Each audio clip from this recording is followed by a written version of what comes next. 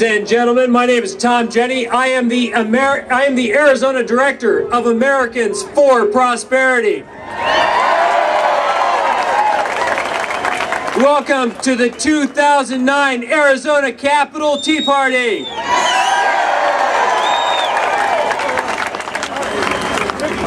At some point this evening, if you ever get bored with any of the speakers, go over and mail a postcard to Congress and to President Obama over there. You can mail postcards to President Obama, to your congressman. Please do that sometime during the evening. You can also get one of these bumper stickers.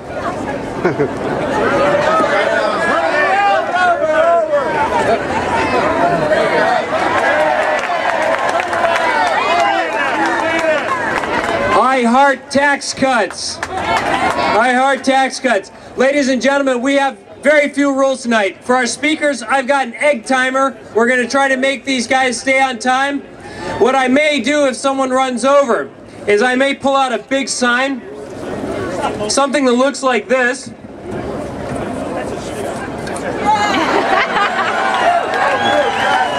No new taxes. No new taxes. No new taxes. No new taxes. No new taxes. No new taxes. No new taxes. All right, so you've got the basic idea. The next person I want to introduce to you is Mr. Keith Sipman. Keith is just like you. Keith is a guy he had his own blog, he was a little bit involved, but mostly he was kind of sitting on the sidelines. And Keith, about a month ago, said, you know what, I want to do a tea party here in Arizona. A large number of you, over 1,000 of you guys are here because of Keith Sipman. He's a citizen activist. He wasn't doing this for a living. He just got off the couch one day and said, you know what, I'm going down to the Capitol to do a tea party. This is Keith Sipman.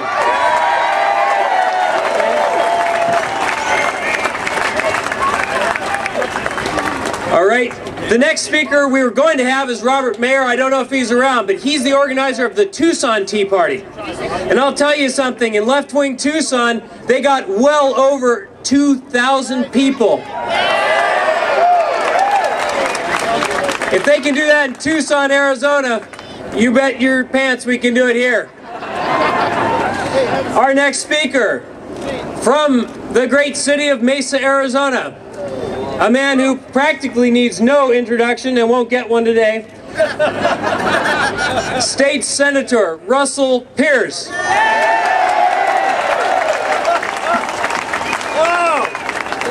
I've got to reset this timer. Thank you for coming out today. I tell you, it makes your heart swell to look out across this crowd and see all you patriots. How many of you out there are veterans? That helicopter is for you. It's Janet Napolitano looking for future terrorists. I want to tell you, I've never seen anything so disgusting in my life as the Homeland Security report. Patriots is what we're afraid of in this country today. Something's wrong with that. I'll tell you, our founders have warned us and warned us. Let it be every one of your obligations a responsibility to educate your children about the founding principles of this country. Educate your children, read them stories about our founding fathers. How can you defend this Constitution if you haven't read it and don't understand it? How can you love it if you haven't taken it and read it and understand these founding fathers and the sacrifice, their life, their fortune, their sacred honor? Folks, we have a heritage that is worth fighting for. And freedom is worth fighting for. And I want to give thanks not only our veterans, but you, moms and dads raising up a generation of patriots. And I want to give thanks to our hometown heroes also. That's our officers in brown and blue that are out there every day making sure our safe neighborhoods. I want to tell you, as we go through this, and I'm not going to miss a chance, it kind of reminds me of, now my kids think I heard this talk personally, but I guarantee you I didn't.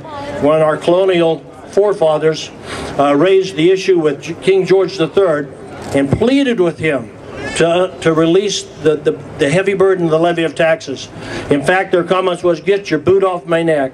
It's about time, folks, will recognize you're overtaxed, you're overregulated, and I can tell you that today I've had enough taxation, regulation, overspending, overborrowing, stimulus, bailouts, packages, and restrictions and regulation of business that I'm going to take. Enough is enough.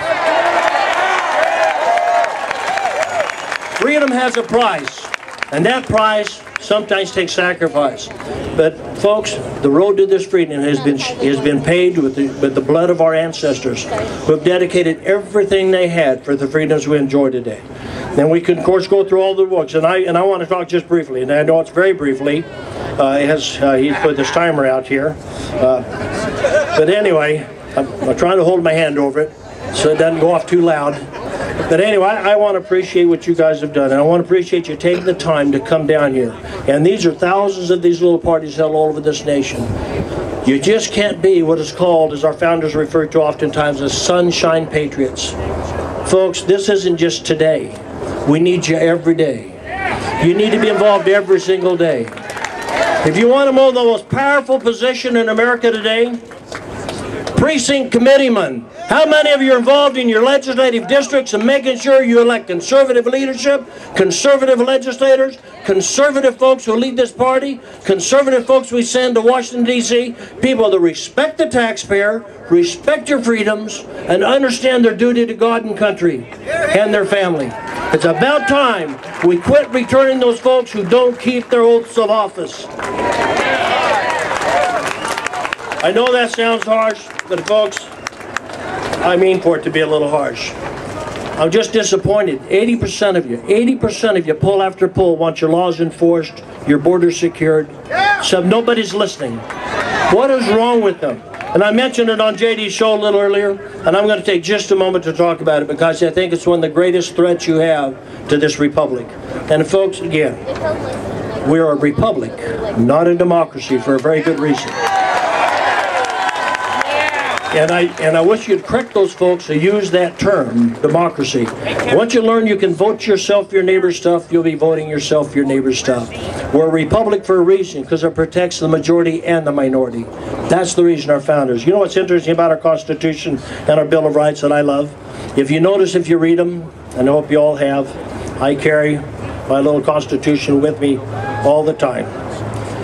You need to take time to read it. But all of the restrictions are on government. None on you and me. And the reason is our founders knew good people, not bad, good people with good intentions would do bad things. We're the first country ever to recognize God-given rights, put into the Constitution in a way they can't be violated. Those are your inherent rights. That's your legacy. That's your heritage. You have a right and an obligation to pass it on to your children. Now, folks, I'm going to encourage you, if you're not a precinct commander, and I beg you to get involved. What we're lacking, we have 4,000 empty precinct committee positions in this state. 4,000.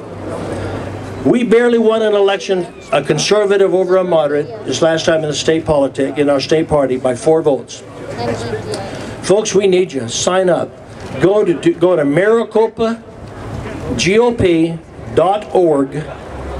Know where your legislative district is at. Know your precinct. Get signed up. We need patriots. If you're going to drive, we broke hearts all over this country, and we've unelected a lot of folks, and for good reason.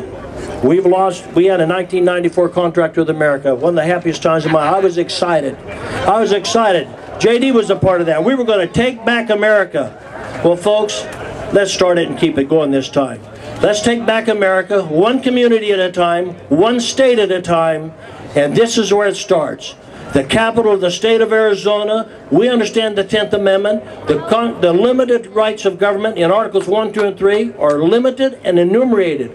All other rights belong to the states and you, the people. Take it back. It's yours. You have a right to it. And I can take a hint. God bless you. God bless this republic. And I love you. Thank you.